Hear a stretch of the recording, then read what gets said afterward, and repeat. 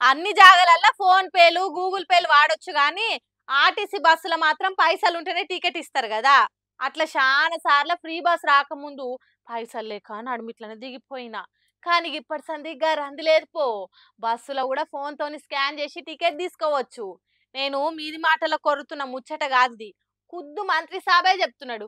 ఇనుండ్రి sir, మీరు కానీ digital payments ద్వారా ట్రాన్సాక్షన్ చేసేటువంటి అంశం ఉందో దాన్ని బస్సులో ప్రయాణించే వాళ్ళు ఉపయోగించుకునేటువంటి విధంగా కొత్త యాప్ తోటి కొత్త మిషనరీ తోటి ఈ యొక్క కార్యక్రమం తీసుకోవడం జరిగింది. ఓహో గట్లనా మంత్రి సాబ్, రైట్, థ్యాంక్ యూ.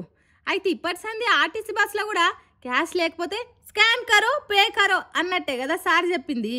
ఏదేమైనా ఆర్టీసీ బస్సులో పోవాలంటే క్యాష్ ఉండాల్సిందే. 5 రూపాయల చిల్లర లేదంటేనే శంగడ వింగడే కుడతారు కండక్టర్లు.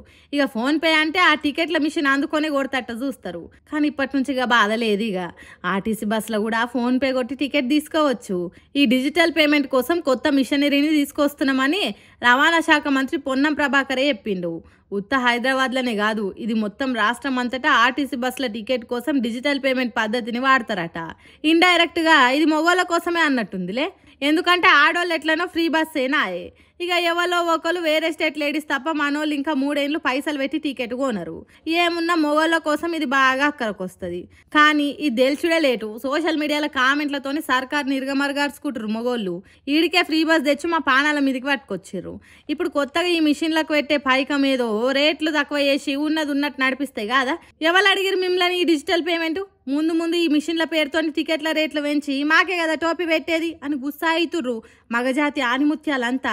ఎవలం ఎంత మొత్తుకున్నా సర్కార్ డిసైడ్ అయితే చేసేది ఇరుతుంది కానీ రేట్లు పెంచొద్దని మొక్కుకుందాం తీయండ్రి అని నిమ్మలం చేసుకుంటారు ఇంకొంతమంది మొగోళ్ళంతా. మరి డిజిటల్ పేమెంట్ విధానం ఎంత దాకా అక్కర వస్తుందో రాను వాడుతున్న కొద్ది తెలుస్తుంది. ఇక ఏమంటారు, గంతే కదా. ఎటు కూడి చేతిలో ఓ ఛానల్ ఉంది కదా, నోరుంది కదా అని ఎట్లా పడితే అట్లా వార్తలు రాసి తప్పుడు ప్రచారాలు చేస్తే చూసుకుంటే ఎవ్వరు కోరిడా.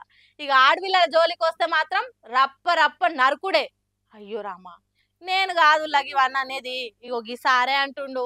జర్నలిజం సాటుకు రాజకీయాలు చేసుడు, పార్టీ లీడర్లను టార్గెట్ చేసుడు, ఇష్టం ఉన్నట్టు పుకార్లు పుట్టించుడు, మా తాన జల్లదని ఫుల్ ఫైర్ అవుతున్నాడు మాజీ మంత్రి శ్రీనివాస్ గౌడు. అక్కడ ఇక్కడ జల్లినట్టు తెలంగాణలో చెల్లదని అగ్గిమంట అవుతున్నాడు. ఈ నడుమ మహా టీవీ వార్తలు ఎట్లా పడితే అట్లా రాసి కేసీఆర్ కేటీఆర్ ఫోటోలు పెట్టి గలీజ్ రాతలు రాసిండ్రు కదా. హాగో దాని మీదనే వీరావేశంతో మాట్లాడిండు. అరే మీ అమ్మనో మీ అక్కనో మీ చెల్లినో ఇట్లా పిలిచిందని చూపిస్తే నీ ఊరుకుంటావా? తెలంగాణలో రాళ్లతోనే కాదు, అసలు యాక్చువల్ గా ఆడల జోలికి వస్తే తలలు నరుకుతారు రవి. తలలు నరికేస్తారు, నాలుకలు కోసేస్తారు. తెలంగాణలో బిడ్డ మా చెల్లెల మీద అపాడం వేస్తావా, మా అక్క మీద అపాడం వేస్తావా, మా అమ్మ మీద అపాడం వేస్తావా, కొడుక చూసిన వారా కొడుక రారా అని తలకాయని పటకార వాటి గీసి రప్పరప్ప కోసి లేకపోతే నరికి అవి చేసి తెలంగాణలో. చూడుండ్రి ఎంత కోపంతో మాట్లాడుతున్నాడు, ఎంత బాధ కలిగితే ఇట్లా మాట్లాడతారు. ఉత్తగా బట్టగాల్చి మీదేస్తే తర్వాత ఆర్పుకునే పని పెట్టుకోవాలనా? ఎన్ని రోజులు ఇట్లా? తెలంగాణలో ఆడోళ్ళంటే అగ్గు ఉన్నారనుకుంటున్నారా? సంబంధాలు అంటగట్టి సంసారాలు కూలగొట్టుడేనా మీడియా అంటే? బిడ్డ ఆడోళ్ళనేమనంటే రప్ప మెడలు కోస్తాం అన్నట్టు అమ్మవారు ఊనినట్టు కోపంతో మాట్లాడిండు. ఎన్నో రోజుల నుంచి అంచుకున్న కోపము, ఆవేదన, ఆక్రోశం అన్నీ ఒక్కసారి బయట పెట్టిండు. మరి లేకుంటే ఏంది? తెలంగాణ అంటే అంత సుల్కనగా అనిపించింది అవానికి అన్నట్టు చూస్తున్నారు ప్రెస్ మీట్ల కూర్చున్న వాళ్ళు. ఇంత కోపంగా మాజీ మంత్రి శ్రీనివాస్ గౌడ్ను ఎన్నడూ చూడలేదని అంటుర్రు తన తీరు తెలిసిన వాళ్ళు.